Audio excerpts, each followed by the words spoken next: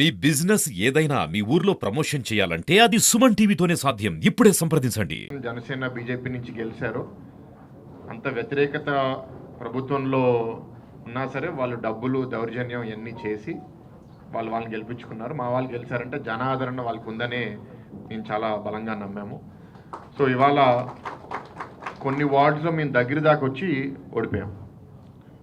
So అదొక విషయం. ఇంకోటి ఏంటంటే కొన్ని వార్డ్స్లో అవతల వైపు గెలిచిన వాళ్ళు ఏదో సందర్భాల్లో కలిసినప్పుడు వాళ్ళ గురించి మాటలు వచ్చినప్పుడు పర్లేదు, వీళ్ళేమి వైసీపీ ఒక గుండెలాగా ప్రవర్తించట్లేదు, రీజనబుల్గా ఉన్నారు అనేది కొందరి మీద కూడా డిస్కషన్ వచ్చింది. ఏదైతే గంటా గారు అన్నారో, ఎవరైనా మరీ దౌర్జన్యం చేసి చట్టం వాళ్ళ చేతిలో తీసుకుని లేకపోతే పొలిటికల్గా కూడా చాలా విండిక్టివ్గా బిహేవ్ చేస్తే అట్లాంటి వాళ్ళు ఇవాళ ఈ కూటమి లోపలికి రావాలని ప్రయత్నించినా సరే వాళ్ళు తీసుకోవడం జరగట్లేదు.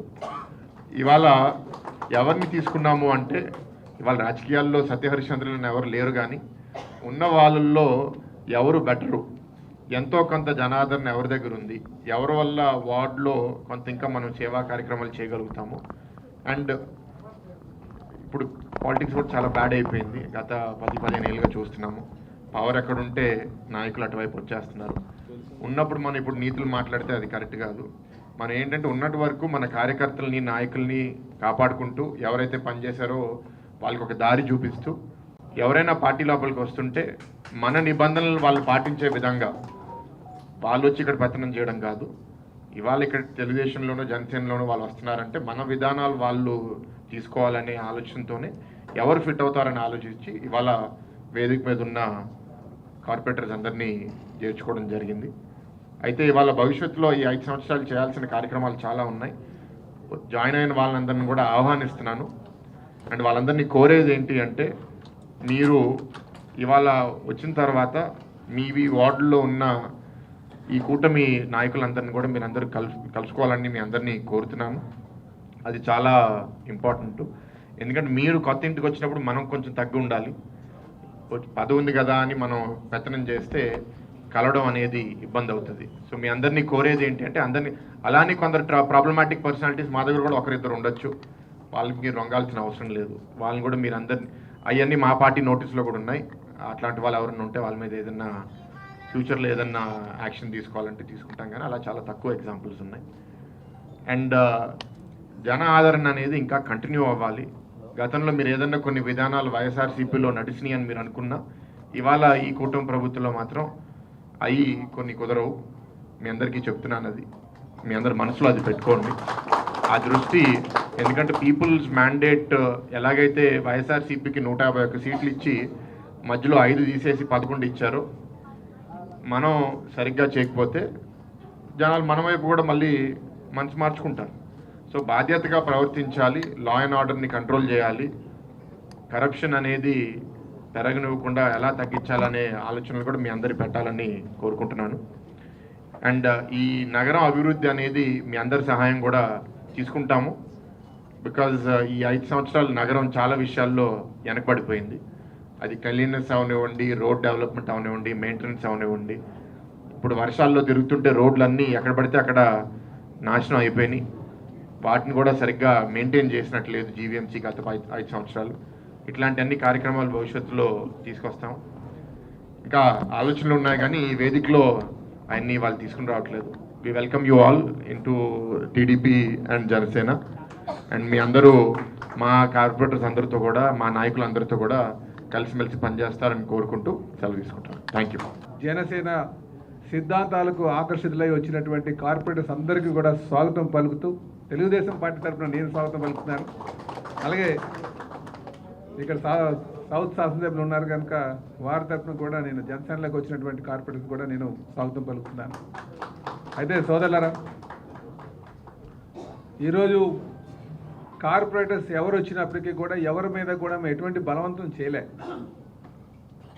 ఎందుకు ఈ మాట చెప్తున్నానంటే, గడిచిన 5 సంవత్సరాలుగా మీ ఆస్తులు ధ్వంసం చేస్తాం ఒకవేళ పార్టీలోకి రాకపోతే, లేకపోతే మిమ్మల్ని కేసులు బనాయిస్తాను, లేకపోతే మిమ్మల్ని ఎక్కడికి కూడా తిరగనివ్వను అని ఒక దౌర్జన్యమైనటువంటి పాలన మనం గత 5 సంవత్సరాలుగా చూసాం.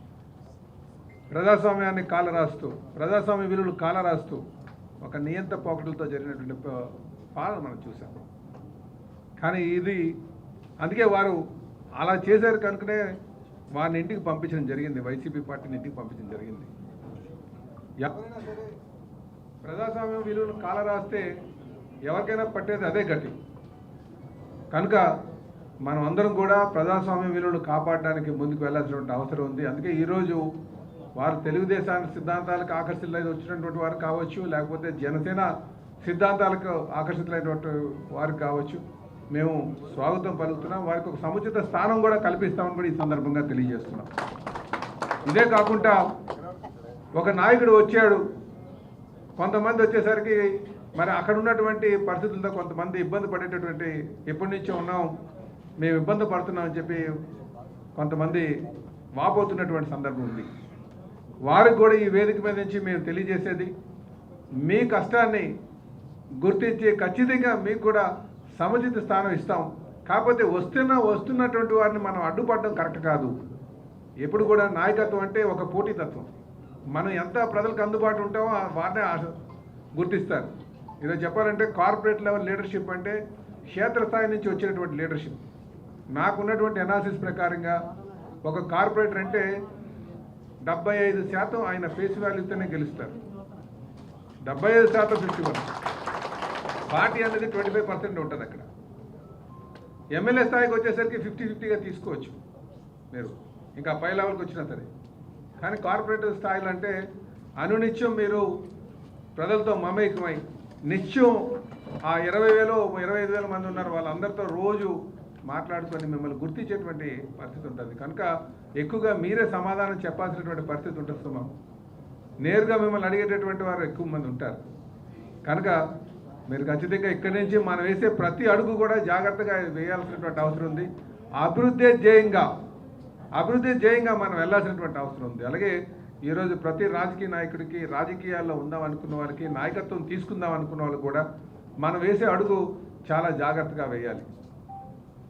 ఆర్థిక ఉపేక్షే, డబ్బు సంపాదనే ధ్యేయంగా మనం ముందుకు వెళ్తే నిజంగా భవిష్యత్తు నాయకులకి ప్రజలు చాలా చులకంగా చూసేటువంటి పరిస్థితి ఉంటుంది. మనందరం కూడా మన సమయానికి త్యాగం చేయాలి. మనకి ఎన్ని కష్టాలు ఉన్నా సరే ప్రజల యొక్క కష్టాలు తీర్చడంలోనే మనం నిమగ్నమై ఉండాలి. ఇవన్నీ కూడా మీరు ఆలోచన చేసుకోవాల్సినటువంటి అవసరం ఉంది. ఈరోజు మిమ్మల్ని ఒక పార్టీ నుంచి గెలిచిన తర్వాత ఇంకో పార్టీలో తీసుకున్నారు, మీరు ప్రజలకు మీరే సమాధానం చెప్పుకోవాల్సినటువంటి అవసరం ఉంది. మేము ఎలాగ ఆలోచిస్తామంటే మా పార్టీని బలోపేతం చేసుకోవాలి, ఖచ్చితంగా మా సిద్ధాంతాలకు అనుగుణంగా నడుస్తున్నాడా లేదా, ఎటువంటి తప్పుడడుగు ఏకంటే ఉన్నాడా లేదా, అందరినీ సమన్వయం చేసుకుంటాడా లేదన్న కొనలని చూస్తాం.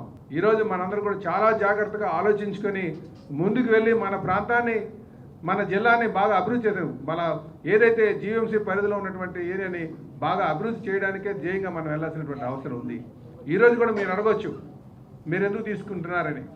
నాకెందుకంటే విశాఖపట్నాన్ని ఒక ప్రపంచంలోనే ఒక ఖ్యాతి కలిగినటువంటి సిటీగా డెవలప్ చేయాలంటే కార్పొరేటర్స్ యొక్క పాత్ర చాలా కీలకం.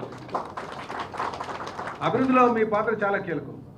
నేను రాష్ట్రం నుంచి, రాష్ట్ర బడ్జెట్ నుండి డబ్బులు కేటాయించినప్పటికీ కూడా క్షేత్రస్థాయిలో పని జరగాలంటే మీ యొక్క సహాయ సహకారాలు కావాలి. రేపు విశాఖపట్నాన్ని మనం స్మార్ట్ సిటీగా తయారు చేయాలి.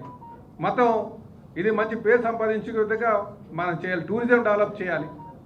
అలాగే భవిష్యత్ తరాలకి ఒక మంచి ప్రాంతంగా మనం తయారు చేయాలి. కనుక మీ పాత్ర చాలా కీలకంగా ఉంటుంది. కనుక అందుకనే మీరు ఈ అభివృద్ధిలో మీ యొక్క పాత్ర ఉంది కనుకనే మిమ్మల్ని అందరూ తీసుకోవడం జరుగుతుందని ఈ సందర్భంగా తెలియజేస్తున్నాం. అలాగే సోదరులారా, ఒక పార్టీలో చేరేటప్పుడు ఆ పార్టీ సిద్ధాంతాలను మాత్రం మీరు గమనించాలి.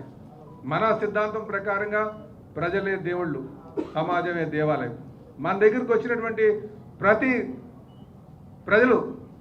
ప్రతి వ్యక్తిని కూడా ఎవరైతే మన ఆపన్నాస్తంతో మనం ఆదుకోవాలి. వారు ఎవరైతే కష్టమని వచ్చారో వాళ్ళని మన హక్కును తీర్చుకోవాలి. వాళ్ళ సమస్య పరిష్కరించే విధంగా ఉండాలని చెప్పి కూడా ఈ సందర్భంగా తెలియజేస్తున్నాను. వారికి కూడా ఎన్నో ఆర్థికంగా ఉన్నటువంటి మార్గాలు ఎన్నో ఉన్నాయి. వాళ్ళు యాక్షన్ చేసుకున్నా బోల్డ్ డబ్బులు వస్తాయి. నాకు అందులో లేదు, ప్రజాసేవలోనే నిజమైన ఆనందం ఉందని చెప్పేసి వాళ్ళు త్యాగం చేసి ఇందులోకి వచ్చారు రాజకీయంలో. ఇది మనం గమనించాల్సినటువంటి విషయం. అందుకే రాజకీయ నాయకులు మనం త్యాగం చేస్తేనే మనకు మంచి పేరు వస్తుంది, మన ప్రాంతం అభివృద్ధి చేసుకోవడానికి ఆస్కారం ఉంటుందని చెప్పి ఈ సందర్భంగా మీకు తెలియజేస్తూ ఖచ్చితంగా మిమ్మల్ని అందరినీ స్వాగతం పలుకుతూ అలాగే మారు ఈ వేదిక మీద నుంచి ఎవరైతే ఆ వార్డు లెవెల్లో ఉన్నటువంటి నాయకత్వం ఉందో అరే వీళ్ళు వచ్చారు మా భవిష్యత్తు ఏమవుతుందనో మీమాంసలో ఉన్నటువంటి వారందరికీ తెలియజేస్తున్నాం. ఖచ్చితంగా మీకు సముచిత స్థానం కల్పిస్తాం, మీ భవిష్యత్తుకి మేము భరోసా ఉంటామని చెప్పి మీకు తెలియజేస్తూ అలాగే పార్టీలోకి వచ్చినటువంటి ప్రతి నాయకులు కూడా మేము తెలియజేసేది మీరు అందరినీ కూడా సమన్వయం చేసుకుని ముందుకు వెళ్ళాలని చెప్పి తెలుసుకుంటూ తెలుగుదేశం పార్టీ సిద్ధాంతాలకు అనుగుణంగా కీర్తిశేషులు నందమూరి తారక రామారావు గారు ఏ ఉద్దేశంతో అయితే పెట్టారో ఆ సిద్ధాంతాలకు అనుగుణంగా నడుచుకోవాలని చెప్పి తెలియజేస్తూ నాకు ఈ అవకాశం ఇచ్చినందుకు మీ అందరికీ కూడా పేరు పేరున నమస్కారం తెలియజేస్తూ సెలవు తీసుకున్నాను. నమస్కారం.